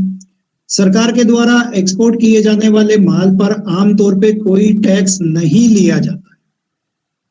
देखिए, हमारे यहाँ GST है, तो GST में थोड़ा ऐसा होता है कि हम कोई भी प्रोडक्ट खरीदते हैं तो GST पे करना होता है, और जब उस माल को खरीदने के बाद हम एक्सपोर्ट करते हैं तो सरकार के द्वारा उस माल पे चुकाए गए कर को वापस कर दिया जाता है। सरकार इसलिए करती है कि हमारे प्रोडक्ट की कॉस्ट कम हो जाए। तो सरकार हमारे लिए हर पल तैयार है, बस काम करने का आपको मनोबल होना चाहिए और आप सरकार की मदद से एक्सपोर्ट मार्केट में जा सकते हैं। तो ये जो एक्सपोर्ट प्रमोशन काउंसिल्स हैं, ये कौन कौन सी हैं, ये कहाँ पर है, इनका एड्रेस क्या है, इनकी वेबसाइट क्या है, इनकी ईमेल एड्रेस क्या है, इनके फोन नंबर्स क्या हैं, इनकी ब्रांचेस कहाँ हैं, और ये किन प्रोडक्ट को एक्सपोर्ट करने में मदद करती है, इसके लिए भी हमारी इसी NIB इंडिया चैनल पर फ्री वीडियो अवेलेबल है। आप उन वीडियोस को देखिए। हम सबसे पहले तो निवेदन में सबसे ये करना चाहूंगा कि जिनको भी इंपोर्ट एक्सपोर्ट बिजनेस के बारे में बहुत सारी जानकारी फ्री लेना है, तो हमारे करीब करीब 70-80 वीडियोस हमने हमारी इस NIB इंडिया यूट्यूब की चैनल पर पब्लिश किए हैं। तो ये जो आपको एक्सपोर्ट प्रमोशन काउंसिल्स क्या मदद करती है, इनकी पूरी जानकारी के वीडियोस हमारी चैनल पे मौजूद है, तो आप उनको देखेंगे, क्योंकि एक पूरा डिटेल है वो मैं यहाँ नहीं बता पाऊंगा, क्योंकि 35-36 एक्सपोर्ट प्रमोशन काउंसिल से अलग अलग प्रकार की। सबसे पहले तो लोगों को ये समझ में नहीं आता कि मैं किस प्रोडक्ट का बिजनेस करूंगा और उस प्रोडक्ट में सरकार की कौन सी एजेंसी मेरी मदद करेगी। तो उसके लिए हमने आपको आसान कर दिया है, उसके वीडियो बनाकर हमने हमारी चैनल पे, यूट्यूब के चैनल पे पब्लिश किए हैं। वीडियो आप जरूर देखें और हमारी चैनल को सब्सक्राइब भी करें। और हमारे आने वाले समय में, क्योंकि आपको मैं जो सबसे पहले बताना था वो मैं बताना रह गया, मैं अभी बता दूं कि जो भारत का जो एक्सपोर्ट होता है या इंपोर्ट होता है, उसके लिए सरकार की फॉरेन ट्रेड पॉलिसी FTP होती है, और ये FTP 5 साल के लिए होती है। 2009 से 2014 तक जो फॉरेन ट्रेड पॉलिसी हमारी सरकार ने लागू की थी, और आपको सबको पता है कि 2014 में चुनाव हुए और सरकार बदल गई। नई सरकार ने जो नई पॉलिसी घोषित की थी वो 1 साल पुरानी पॉलिसी को चलाया और 2015 में एक नई फॉरेन ट्रेड पॉलिसी घोषित की थी। ये 5 साल की नरेंद्र मोदी सरकार की फॉरेन ट्रेड पॉलिसी 5 साल के लिए यानी 2020 तक के लिए लागू की गई थी। और आप सबको मालूम है कि हमारा जो सरकार का फाइनेंशियल ईयर 31 मार्च को खत्म होता है, तो 2015 से 2020 31 मार्च को जो पॉलिसी समाप्त होना थी और 1 अप्रैल 2020 को एक जो नई पॉलिसी सरकार के द्वारा घोषित की जानी थी, वो कोविड, आपको सबको पता है लॉकडाउन आ गया 22-23 मार्च को और सब चीजें बंद हो गई, तो जो नई पॉलिसी 1 अप्रैल से लागू होना थी वो नहीं हो पाई और 2015 की पॉलिसी को एक्सटेंड कर दिया गया 1 साल के लिए 2021 तक के लिए। आप सबको पता है बजट आ रहा है और बजट में सरकार नई घोषणाएं करने वाली है। तो जो नई एग्जिम पॉलिसी आएंगी भारत की फॉरेन ट्रेड पॉलिसी, वो 1 अप्रैल 2021 से लागू होने वाली है और उसकी बहुत सारी बातें तो आपको मंडे को माननीय वित्त मंत्री जी के बजट में आपको पता चलेंगी। तो नई पॉलिसी को भी ध्यान से सुनिए कि एक्सपोर्ट के लिए सरकार क्या नई चीजें ला रही है, क्योंकि वित्त मंत्री जी का एक बयान आया था कि इस बार का बजट ऐतिहासिक होगा और उस ऐतिहासिक बजट में हम ये ढूंढे कि हमारे काम की चीजें क्या है, हमारे फायदे की चीजें क्या है, जिसको हम अगर करें तो भारत का भी फायदा हो। तो ये जो बिजनेस है पूरा के पूरा, ये सरकार के द्वारा हर बार हर पल आपको मदद करके और सरकार के द्वारा ये आपकी मदद से ये संचालित होता है। कुछ और महत्वपूर्ण बातें मैं कर दूं कि आज हम डोमेस्टिक बिजनेस करते हैं, कोई ना कोई बिजनेस जरूर करते हैं, चाहे हम दुकान चलाएं, चाहे हम फैक्ट्री चलाएं, हम माल का मैन्युफैक्चरिंग करें। अल्टीमेटली हमको मार्केटिंग करना होता है, ट्रेडिंग करना होता है और जब ट्रेडिंग की बात आती है तो हमको मार्केट में उधार देना होता है। जब हम मार्केट में उधार देते हैं तो एक रिस्क को प्ले करते हैं, हमारे पास कोई गारंटी नहीं होती, कोई सिक्योरिटी नहीं होती, एक भरोसा होता है, 2 व्यापारियों के बीच में एक भरोसा होता है। कई बार ऐसा होता है बरसों तक लेन देन चलता रहता है और अचानक कोई ऐसी बात हो जाती है कि कोई बाजार का व्यापारी पैसा लेके या पैसा खा के भाग जाता है और यहाँ हमारे पास कोई सिक्योरिटी नहीं है, हमारे पास पेमेंट सिक्योरिटी नाम की कोई चीज नहीं है। हम अगर उससे चेक ले भी लें और उसके बैंक अकाउंट में पैसा ही नहीं है तो क्या वो पेमेंट हमें मिलेगा? नहीं मिलेगा।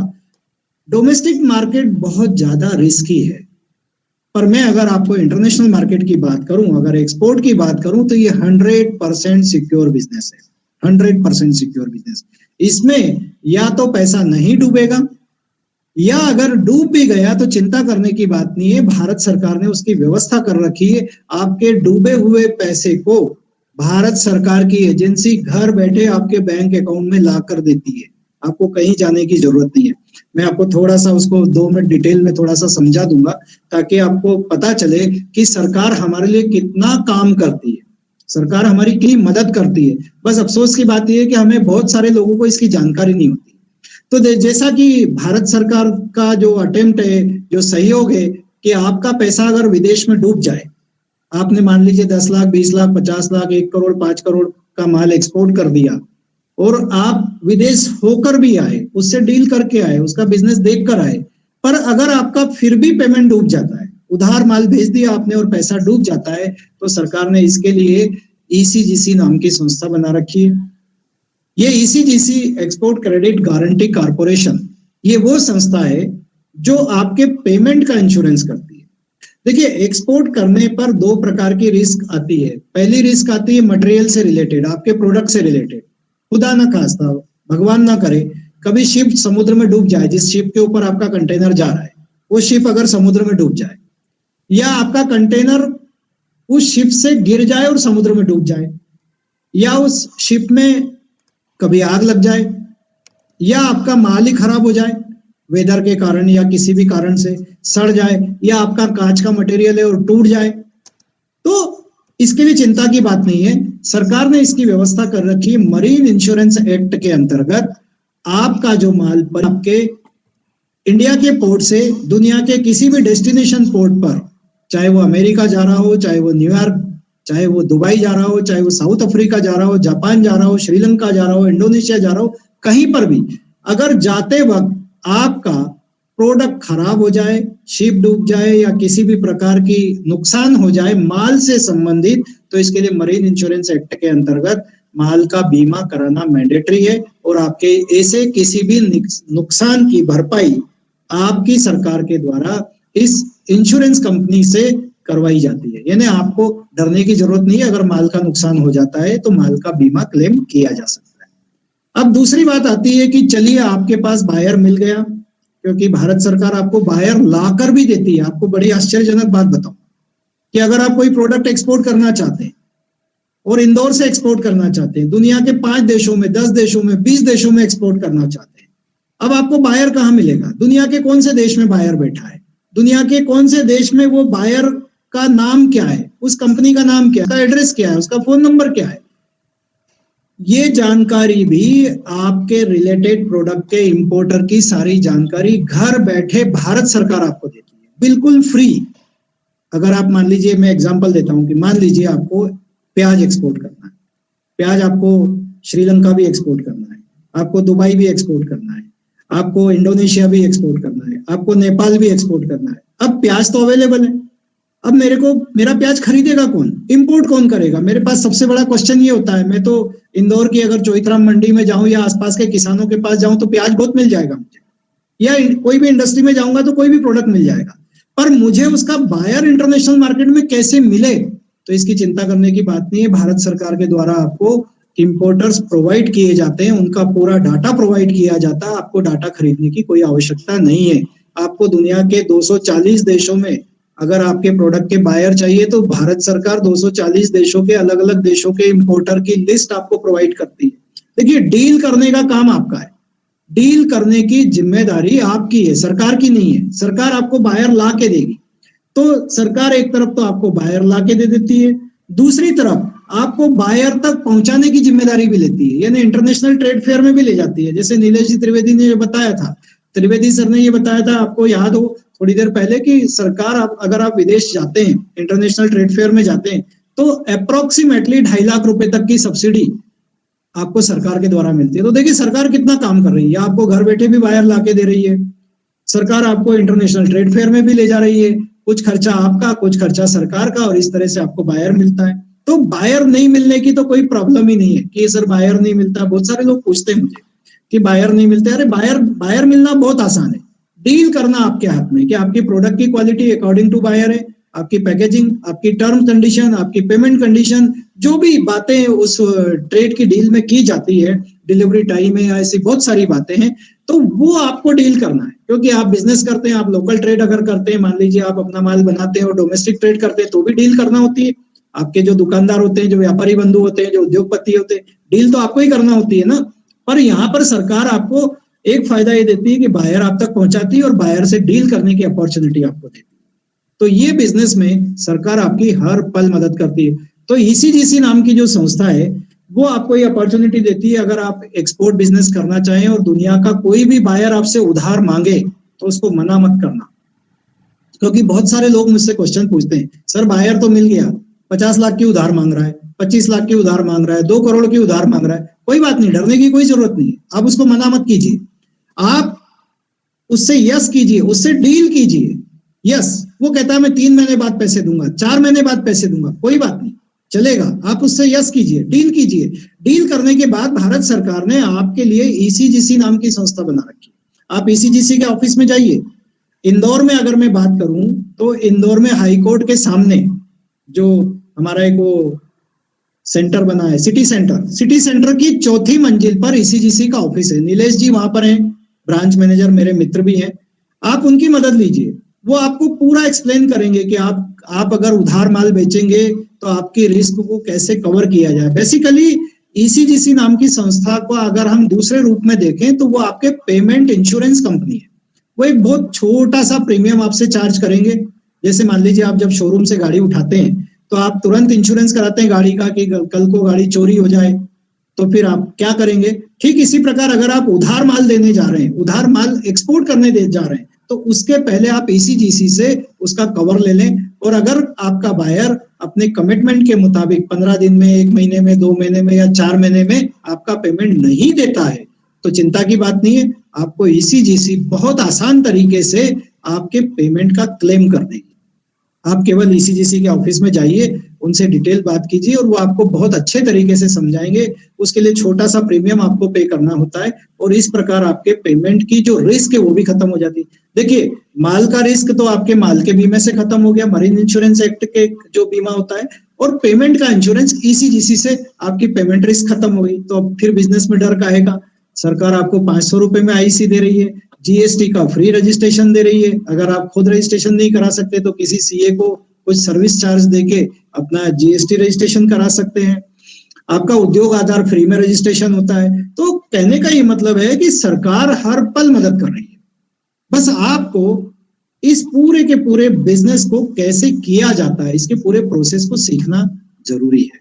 तो यहाँ पर यानी कंपनी खोलने से लगाकर बायर ढूंढना, पेमेंट का रिस्क कवर करना और सारी की सारी चीजों के लिए, वैसे तो पेमेंट की रिस्क आपकी, अगर कोई बायर आपको मिलता है तो लेटर ऑफ क्रेडिट जिसको एलसी कहा जाता है, अगर एलसी दे देता है तो उससे ही कवर हो जाती है। पर कई बार ऐसा होता है कि एलसी नहीं देता है, बायर या इंपोर्टर जिसको हम कहें, वो एलसी देने के लिए फेवर नहीं करता है, नहीं देना चाहता है, तो भी चिंता की बात नहीं। अगर वो एलसी नहीं भी देना चाहता, प्योर उधार जिसको बोलते हैं, 100% उधार, कि वो आपको 1 रुपया भी एडवांस नहीं दे रहा है। हालांकि ये पूरा एक डिटेल प्रोसेस भी है इसका कि कुछ 30% एडवांस पे भी डील की जाती है, 20% पे भी की जाती है, 50% एडवांस पे भी की जाती है, अनेक तरीके हैं, लेटर ऑफ क्रेडिट के बेस पे भी की जाती है, और 100% उधार, यानी कोई एडवांस नहीं, कोई गारंटी नहीं, और फिर भी लाखों करोड़ों का माल एक्सपोर्ट करना और होता है। क्योंकि ये पूरा एक प्रोसेस है, ये पूरा एक तरीका है जिसको आप लोग जानकर सीखकर बहुत अच्छे तरीके से आप देखिए। एक्सपोर्ट मार्केट के 2-3 बड़े फायदे, एक तो बल्क माल बिकता है, फुल कंटेनर लोड, और फुल कंटेनर लोड की बात तो छोड़ो, अगर मैं कहूं तो कई कंटेनर की सेल होती है। मैं इंदौर के कई लोगों को जानता हूं जो इंदौर की छावनी मंडी के बारे में अगर बात करूं तो काबुली चना बहुत एक्सपोर्ट होता है, वो दुनिया के कम से कम 100 देशों में एक्सपोर्ट होता है काबुली चना इंदौर से। ओनियन बहुत एक्सपोर्ट होता है। अगर इलेक्ट्रॉनिक कॉम्प्लेक्स की बात करें तो इलेक्ट्रॉनिक्स बहुत एक्सपोर्ट होता है, मैं कुछ कंपनीज को जानता हूं। अगर आप गारमेंट की बात करें तो परदेसीपुरा में हमारा पूरा एक रेडीमेड गारमेंट कॉम्प्लेक्स है, वहां से कई लोग शर्ट एक्सपोर्ट करते हैं। तो कहने का ये मतलब है कि हम जहां पर मौजूद हैं वहीं पर अनेक प्रोडक्ट उपलब्ध है।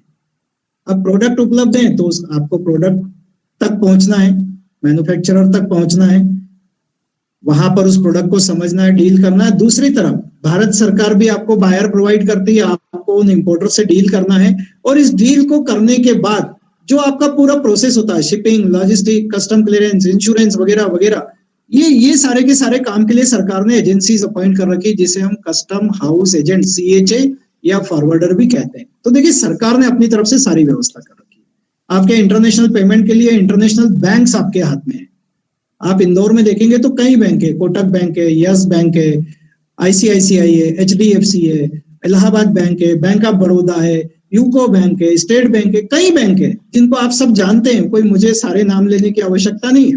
तो बैंकिंग ऑपरेशन बहुत आसान है। और फॉरेन ट्रेड में एक अच्छी बात ये कि अगर आप IC ले लेते हैं और आपकी फर्म के नाम से करंट अकाउंट अगर किसी बैंक में खोला जाता है, तो मैंने तो ये अनुभव किया, खुद मैंने अनुभव किया, मेरा खुद का कोटक बैंक में अकाउंट है, और मैंने ये अनुभव किया है कि बैंक के द्वारा एक रिलेशनशिप मैनेजर आपके लिए अपॉइंट कर दिया जाता है जो आपकी डोर स्टेप सर्विसेज देता है।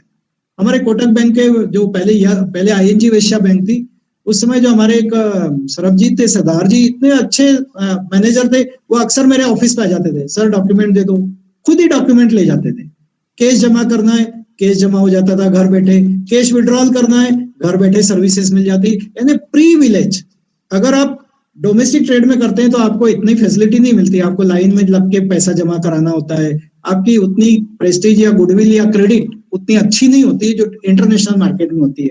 और फिर मैंने तो ये भी अनुभव किया सर, मैं जब डोमेस्टिक ट्रेड करता था 2005 के पहले, हमारा इलेक्ट्रॉनिक का बिजनेस था जेल रोड पे, तो समाज और परिवारों में भी इतनी इज्जत नहीं होती थी, प्रतिष्ठा नहीं होती थी। और जब 2006 के बाद मैं इंटरनेशनल बिजनेस करने लगा, मैं दुनिया के देशों में जाने लगा, चाइना मेरे कई विजिट हुए, थाईलैंड हुए, श्रीलंका हुए, दुबई हुए, नेपाल हुए, या सराउंडिंग कंट्रीज में जब मैं जाने लगा तो समाज में और रिश्तेदारों में एक अलग गुडविल बनी कि नहीं यार, वो तो विदेश घूमता है, अरे वो तो एक्सपोर्ट का बिजनेस करता है, अरे वो तो इंपोर्ट का बिजनेस करता है। कहने का ये मतलब है कि हम अपनी सामाजिक प्रतिष्ठा को बढ़ाने के लिए, हमारे लिविंग स्टैंडर्ड को बढ़ाने के लिए और देश के आर्थिक विकास के लिए हम अगर एक्सपोर्ट बिजनेस में आते हैं, इंपोर्ट और एक्सपोर्ट के बिजनेस में आते हैं या इंटरनेशनल ट्रेड के बिजनेस में आते हैं, तो निश्चित रूप से ये सभी के लिए फायदेमंद होगा।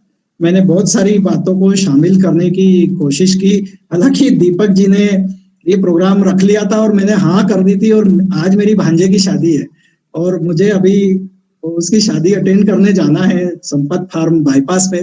तो मैं चाहूंगा आप सबसे यहीं पर इस प्रोग्राम को विराम देने की, यहीं पे इसकी इजाजत लेना चाहूंगा। हाँ, एक छोटा सा 10-5 मिनट अपन कोई डिस्कस कर सकते हैं। अगर आपको कोई कुछ पूछना हो या आपके मन में कोई क्वेश्चन हो तो जरूर मैं कोशिश करूंगा कि मैं वैसे बता दूं, मैं सर्वज्ञानी नहीं हूं, पर हाँ जितना मेरा नॉलेज है मैं उसमें कोशिश करूंगा कि आपके प्रश्नों के कोई उत्तर समाधान दे सकूं। और मेरा मोबाइल नंबर भी है 8319272340।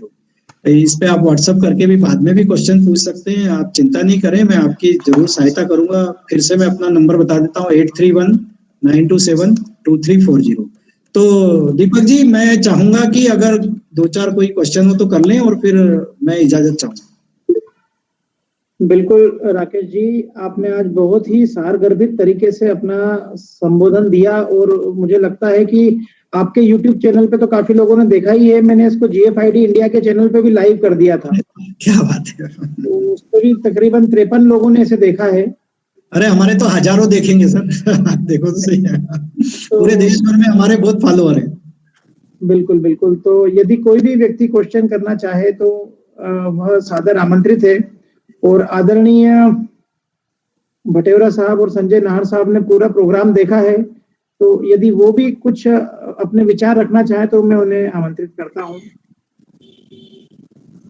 राजकुमार बोथरा जी भी यदि बोलना चाहें तो उन्हें भी आमंत्रित करता हूं। सर, अजय कुमार बोथरा बोल रहा हूँ कोलकाता से। जी जी सर, आप बोले। बिल्कुल। एक्चुअल में क्या कि मेरा एक्सपोर्ट का लाइन नहीं है, लेकिन एक क्वेश्चन मन में आया तो पूछ रहा हूँ। जी सर जरूर। अब जैसे इंपोर्ट में यहाँ जो बिलिंग हो रहा है जी, उसके कारण यहाँ की फैक्ट्री जो डेवलपमेंट नहीं कर पा रही है, इस समस्या का अगर हल होता है तो एक्सपोर्ट अपना बहुत बढ़ सकता है। नहीं, वो आपका कहना बिल्कुल सही है सर। मेरा ये निवेदन है इस विषय में, हर देश की अपनी आवश्यकताएं होती है, हर देश के अलग अलग अपने उत्पादन होते हैं। अब इंपोर्ट तब किया जाता है जब किसी देश में उस प्रोडक्ट की आवश्यकता होती है। जैसे मान लीजिए मैं आपको बताऊं कि हमारी फार्मा इंडस्ट्रीज की बात करूं, ऐसे बहुत सारे केमिकल हैं, अगर हम इंपोर्ट नहीं करेंगे तो हमारे यहाँ दवाइयां नहीं बन सकती। नहीं, इंपोर्ट करने का मतलब नहीं कह रहा हूँ मैं दूसरी चीज पूछ रहा हूँ आपसे। जी जी सर। यहाँ रेट और प्राइस का डिफरेंस आ जा रहा है। जैसे 100 रुपया का प्रोडक्ट जी, जो यहाँ के टॉयज वाले जो है 100 का माल 20 रुपया 30 रुपया बिलिंग करते हैं, कस्टम ड्यूटी चोरी करते हैं, GST चोरी करते हैं, यहाँ की फैक्ट्री को डेवलपमेंट होने नहीं दे रहे हैं वो। जी जी जी, मेन उद्देश्य मेरा ये है। आपका कहना ठीक है कुछ हद तक सर। अब उसके लिए तो क्या सरकार के अपने अधिकारी हैं, कस्टम डिपार्टमेंट है पूरा, अब वो सब इस चीज को वॉच करता है सर। इस पे तो मैं कोई कमेंट करूंगा नहीं, पर ठीक है सर, वो तो सरकार का देखने का कारण है। अगर आपको ऐसा कहीं लगता है तो आप सरकार को चिट्ठी लिखें। सरकार मैं तो सरकार को बता रहा हूँ, जो इम्पोर्ट करेगा जी, जो टैक्स देगा जी, उसको टैक्स वापस कलेक्शन ही नहीं करना है, तो उसको ओरिजिनल टैक्स देना ही पड़ेगा सर। अब वो देखिए सरकार का मामला है, मैं उस पर कोई कमेंट नहीं करूंगा। पर हाँ, अगर अपने को कहीं ऐसा कुछ भी गलत होते हुए दिखता है तो हम सरकार को चिट्ठी लिखें ताकि सरकार उसको नियंत्रित करे। जी जी। और कोई किसी का अगर कुछ बात हो तो जरूर बताएं। हमारे आदरणीय पीयूष जैन साहब भी कुछ कहना चाह रहे थे लेकिन अभी वो लेफ्ट हो गए हैं। तो बटेरा साहब, आपने पूरा कार्यक्रम सुना है और आप इतने बड़े इंडस्ट्रियलिस्ट भी हैं, आप इतने अनुभवी भी हैं, सर अपने विचार व्यक्त करें।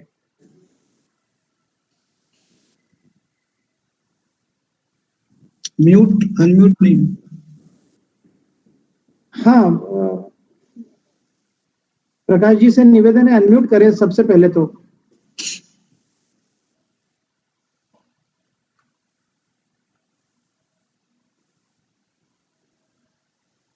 आवाज नहीं आ रही। अनम्यूट नहीं कर पा रहे शायद वो मोबाइल पे सामने ही टैप करना पड़ेगा स्क्रीन पे। चलिए तब तक कोई और 5 मिनट अपन और बात कर लेते हैं, फिर समापन करेंगे। और किसी के मन में कुछ है बात? एक्चुअल में आपसे मैं बात थोड़ा और करता, लेकिन आपको जाना है, इसलिए अपनी टॉपिक को आज ही अपन तो कभी फोन दीपक जी समझ रहे हैं मेरे विचार को। बोलिए, मैडम बोलना चाह रही हैं। जी हाँ, मैं पूछना चाह रही थी कि जो ट्रेनिंग प्रोग्राम जो 5 दिनों का होने वाला है, अपना परिचय दे दीजिए मैडम पहले। जी हाँ, मैं अंतिम बांटिया हूँ जी, अंतिम बांटिया फ्रॉम उज्जैन। अच्छा अच्छा, जी हाँ, मैं ये आपसे पूछना चाह रही थी कि जो 5 डेज का जो ट्रेनिंग प्रोग्राम होने वाला है जी, आवाज कट रही, कुछ समझ नहीं आ रहा है। उसके बारे में जानना चाहती थी। ट्रेनिंग प्रोग्राम के बारे में पूछना चाह रही हैं। मैं उसके बारे में बता दूं कि देखिए ट्रेनिंग प्रोग्राम भारत सरकार ट्रेनिंग प्रोग्राम होने वाला है ना जो जी,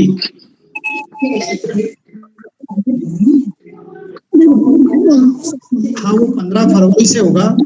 15 फरवरी से एमएसएमई, ये भारत सरकार का प्रोग्राम है। एमएसएमई मंत्रालय के द्वारा, जो नीलेश जी ने बताया है, भारत सरकार का जो एमएसएमई का मंत्रालय है, उनकी तरफ से इंदौर में ये 5 दिन का एक प्रोग्राम हो रहा है। महिलाओं के लिए फ्री है, अनुसूचित जाति जनजाति और उनके लिए फ्री, और सामान्य लोगों के लिए उन्होंने केवल 200 रुपया रजिस्ट्रेशन फीस रखा है। और ये 5 दिन का प्रोग्राम सुबह 10:30 से शाम को 5 बजे तक चलेगा। ये जिसमें जो आज हमने जो बातचीत की है वो डिटेल होगी उसमें। पर इस प्रोग्राम में किसी भी कैंडिडेट को या पार्टिसिपेंट्स को वहां आना पड़ेगा, जो पोलो ग्राउंड में उनका ऑफिस है, और उसका पूरे 5 दिन अटेंड करेंगे तो आपको पूरा के पूरा जो एक्सपोर्ट का इंपोर्ट का जो प्रोसेस है, ट्रेनिंग प्रोग्राम है, ये डिटेल किया जा सकता है।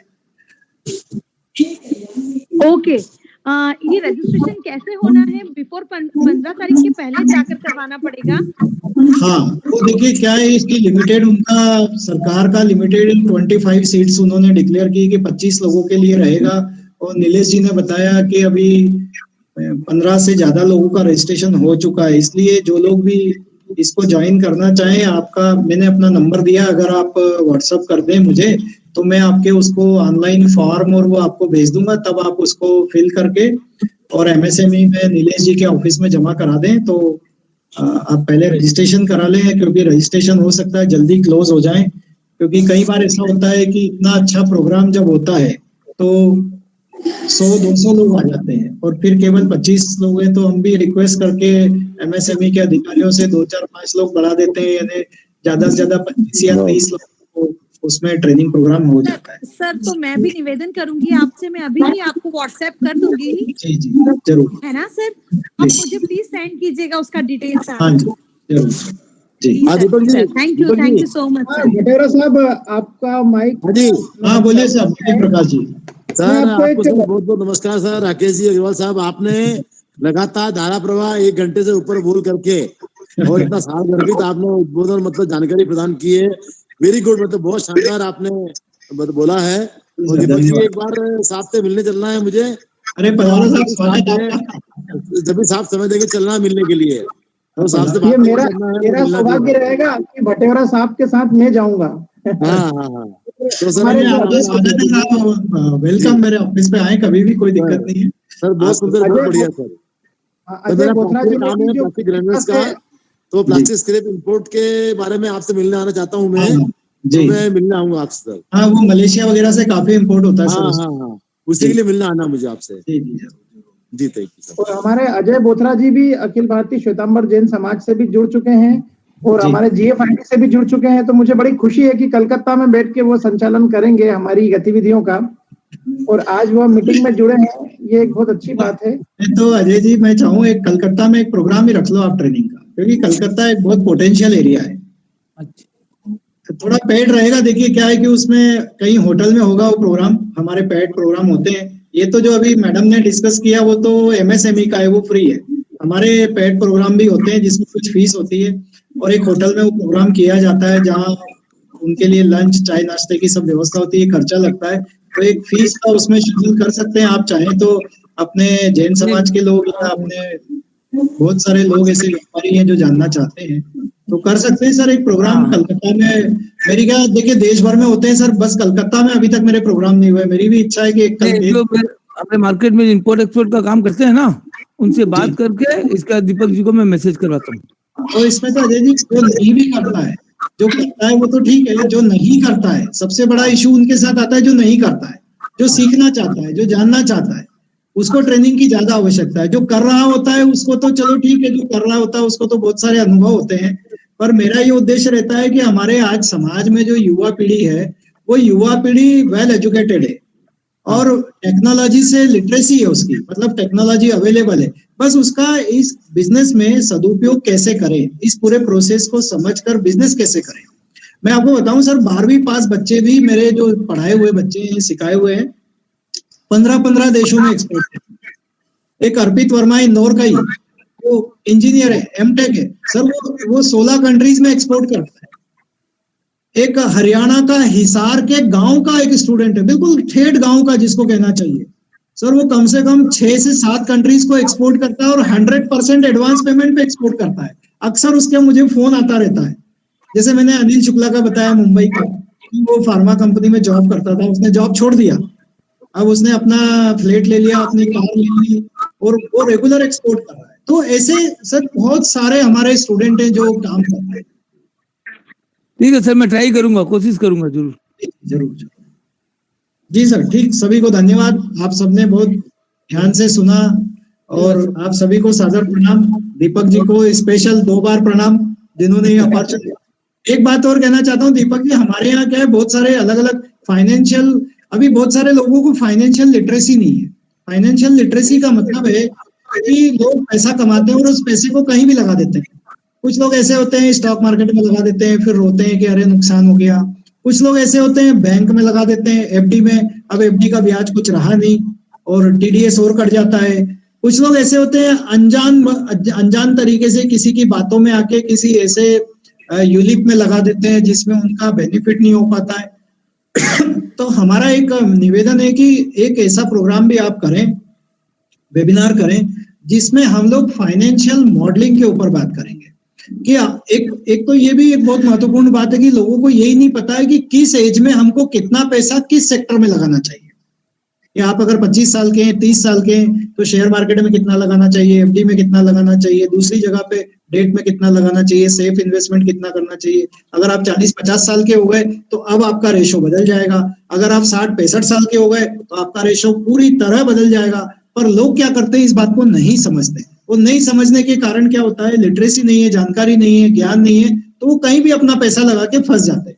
हम लोग इसका भी ट्रेनिंग प्रोग्राम चलाते हैं हालांकि, पर हम एक ऐसा सेमिनार वेबिनार करना चाहते हैं कि लोगों को एक अवेयरनेस तो दें कि भाई आप क्या गलती करते हैं। कम से कम आपको ये तो पता चले कि हम ये गलती करते हैं और हमारा पैसा कहीं फंस जाता है, तो सही दिशा में सही इन्वेस्टमेंट करना, ये उसका भी एक प्रोग्राम हम करना चाहते हैं।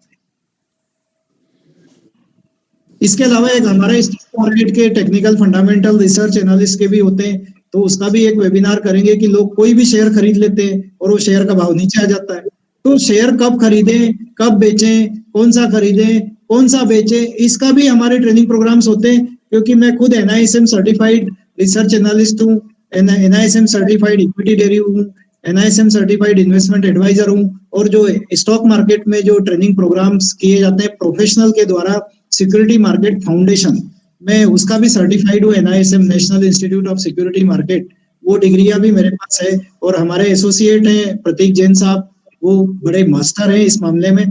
तो इस तरह का भी एक प्रोग्राम कभी दीपक जी इजाजत देंगे तो करेंगे अपन। सर मैं एक निवेदन करना चाहूंगी आपसे। जी जी